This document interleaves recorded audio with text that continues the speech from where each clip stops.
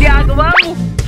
Mga kababayan, hindi lang plataforma kundi pati paandar ngayon ay ibinibida. Sa dalawang yugto ng iba't ibang pakulo sa Halalan 2025, mas dumami ang pag-good vibes, cute at pawaw ng ating mga kandidato. Oy, sana all! Lahat yan para sa boto mo. Kaya't ready ka na bang matawa, mamangha at ano na naman to? Tara't simulan na ang kasiyahan. Simula pa lang todo na ang kembot. Si Kong Jinky Beatrix ng Batangas hindi lang basta umiikot. Sa kanilang lugar may kasama pang sayaw at paandar. Kahit na mainit ang panahon sa pangangampanya, hindi kayang pahupain ang energy niya. Parang fiesta sa bawat kanto at si Jinky ang reyna ng kanilang grupo. At sa kabilang dako, isang grupo ng mga kandidato ang bumida. Nagpasiklab ng iba't ibang talento. Pero ang unang bumida, si Aramina sa kanyang kampanya. Hindi lang plataforma ang dala, kundi sayaw at mga galaw ang kanyang ibinida.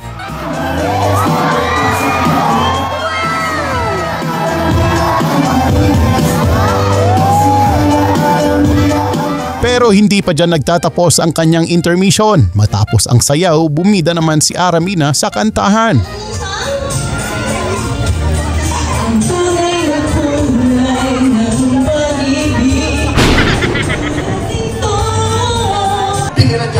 At hindi pa dyan nagtatapos ang ating talent portion. Ang susunod namang aarangkada ay si Junjun Concepcion. Sa kanyang paghataw, tiyak na ikaw ay malulusaw. Ginagawa mo?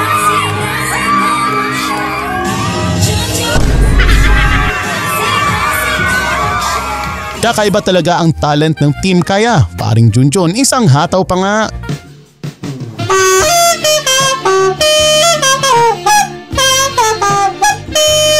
Hindi pa nakontento si Aramina. Sa kanyang paghataw ay nagsama pa siya ng kaduo niya.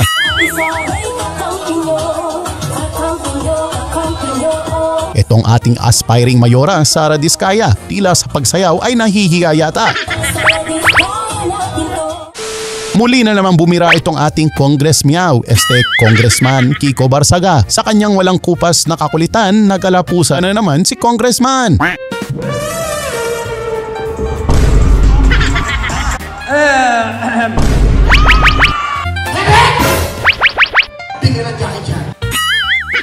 Kung curious ka sa kanyang plataforma, eto na at ilalatag na ng ating aspiring kongresista. Alam niyo naman, isa na nga ang aking plataforma at yun ay yung Meow Meow Posa!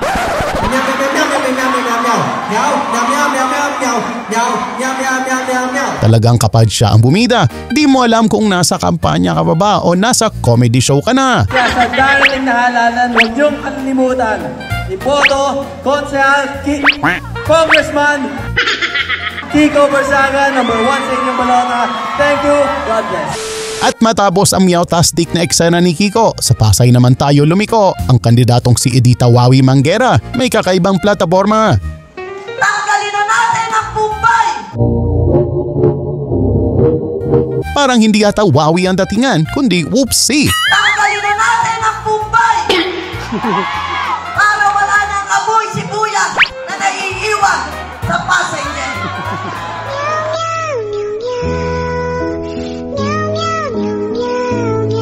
Mula sa kulay ng kontrobersya patungo sa kulay ng kampanya. Itim. Isang tambalang hindi inaasahan. VP Sara at Amy Marcos, itim ang kulay ngayong halalan. Itim. Itim ngayon ang kulay ng bansa.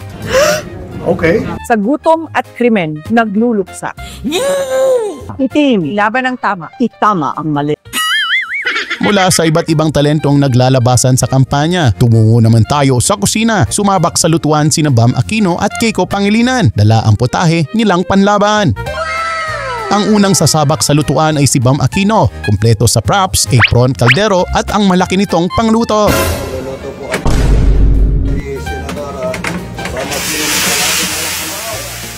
Tama na ang satsat at tikiman time na.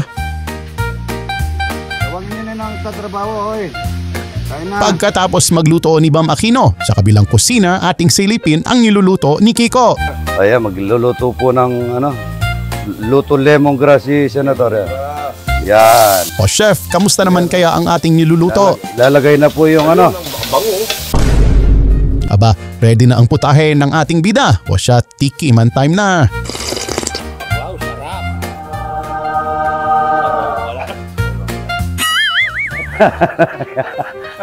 Nakamura. Pagkatapos magluto, balik na naman sa simpleng gawain si Kiko. Talagang all-rounder itong ating bida. Kahit anong gawain ay kayang-kaya niyang gawin. Yan no? Yan no?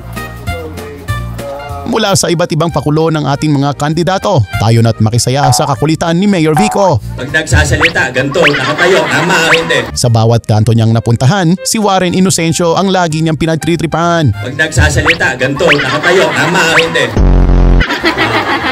Para sa mga nandito, pag si Councilor Warren, nagtatalumpati, ganito ang forma, tama, hindi. Ay, nako. Dahil nga sa remarkable na postura ng kanyang kapartido, pati si Mayor Vico kuhang-kuha ito. Anong Warren Inocencio? Anong Warren Tosino? Si Councilor Warren Inocencio, pag nagsasalita, laging nakaganito. Tama o mali? Yung mga nakatayo dito, sana maging Warren Inocencio. Di ba laging nakaganto? Oy, sana all! Kung sa kanta ay may tinatawag na LSS o Last Song Syndrome, aba si Mayor Vico tila may LMS o Last Move Syndrome. Oy, sana all! At dahil popular itong ating bida, sari-sari ang mga nagpapa-autograph sa kanya. Pero dito sa kanyang pangangampanya, par ng manika ang pinapirmahan sa kanya.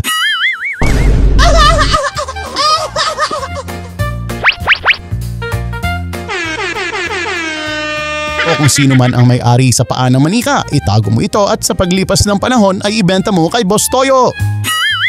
Pero kung may final boss pagdating sa mga pakulo, si Diwata na ata ang sa trono'y nakaupo. Kung hindi mo pa siya kilala, ating alamin kung sino nga ba siya. Ako po si Heart Evangelista from Vendor Party List. Kung saan-saan na napunta, maibida lang ang partido niya. Sa sayawan, kantahan at bardagulan, always present si Diwata dyan.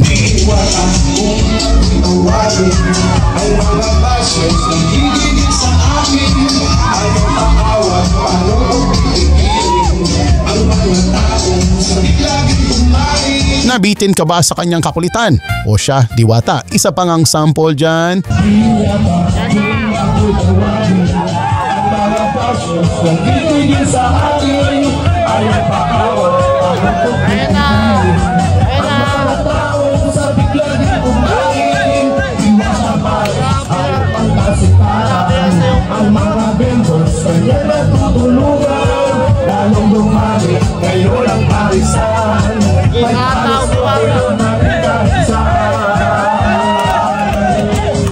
At dito na nagtatapos mga eksenang hitik sa kaganapan. Sa ating paghahanap, good vibes ang natagpuan. Kaya huwag kalimutang mag-subscribe at mag-like para laging updated sa mga kwelang eksena. Hanggang sa muli mga tropa!